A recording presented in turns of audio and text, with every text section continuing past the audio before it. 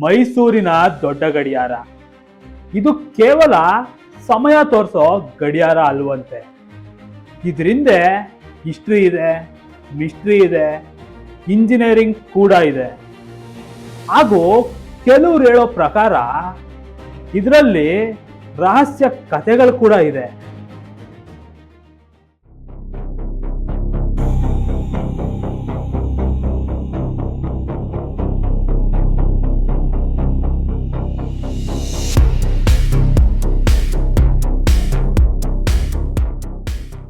ಈ ದೊಡ್ಡ ಗಡಿಯಾರ 1927ರಲ್ಲಿ ನಾಲ್ವಡಿ ಕೃಷ್ಣರಾಜ ಒಡೆಯರ ಆಡಳಿತದಲ್ಲಿ ನಿರ್ಮಾಣ ಮಾಡಲಾಗಿದೆ.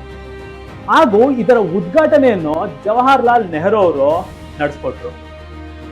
ಈ ದೊಡ್ಡ ಗಡಿಯಾರಕ್ಕೆ ಇನ್ನೊಂದು ಹೆಸರೇ ಸಿಲ್ವರ್ ಜುಬ್ಲಿ ಕ್ಲಾಕ್ ಟವರ್.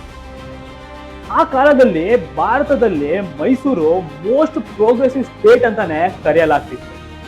ಆ ಸಮಯದಲ್ಲಿ ಎಲ್ಲರ ಹತ್ರನೂ ಮೊಬೈಲ್ಸ್ ಇರಲಿಲ್ಲ, ಎಲ್ಲರ ಹತ್ರನೂ ಗಡಿಯಾರಗಳು ಕೂಡ ಇರಲಿಲ್ಲ. ಸೊ ಜನತೆಗೆ ಸಮಯವನ್ನು ತಿಳಿಸಲು ಒಂದು ಸೆಂಟ್ರಲ್ ಕ್ಲಾಕ್ ಟವರ್ ಬೇಕಾಗಿತ್ತು. ಈ ಗಡಿಯಾರ ಕಟ್ಟಿದ ಮುಖ್ಯ ಉದ್ದೇಶ ಜನರಲ್ಲಿ ಟೈಮ್ ಡಿಸಿಪ್ಲಿನ್ ಮೂಡಿಸೋದಕ್ಕೆ ಹಾಗೂ ಮೈಸೂರಿನ ಹೆಸರನ್ನು ಉಜ್ವಲಗೊಳಿಸೋದಕ್ಕೆ. ಆ ಕಾಲದಲ್ಲಿ ಯುರೋಪಿಯನ್ ಸಿಟಿಗಳಂತೆ ನಮ್ಮ ಮೈಸೂರು ಕೂಡ ಮಾಡರ್ನ್ ಸಿಟಿ ಆಗಬೇಕೆಂಬುದು ರಾಜರ ಉದ್ದೇಶವಾಗಿತ್ತು. ಈ ಗಡಿಯಾರದ ಎತ್ತರ 75 ಅಡಿ ಇದ್ದು ಇದನ್ನು ಇಂಡೋ ಸಾರಸೆನಿಕ್ ಆರ್ಕಿಟೆಕ್ಚರ್ ಮತ್ತು ರಾಜಸ್ಥಾನಿ ಶೈಲಿಯ ಡೋಮ್ ಅನ್ನು ಬಳಸಿ ಕಟ್ಟಲಾಗಿದೆ. ಹಾಗೂ ಈ ಗಡಿಯಾರವನ್ನು ಅರಮನೆಯ ನೌಕರರೆಲ್ಲ ಸೇರಿ ರಾಜರ ನೆನಪಿಗಾಗಿ ಹಣ ಸಂಗ್ರಹಿಸಿ ಕಟ್ಟಿದ್ದು ಎಂಬ ಪ್ರತೀತಿ ಕೂಡ ಇದೆ.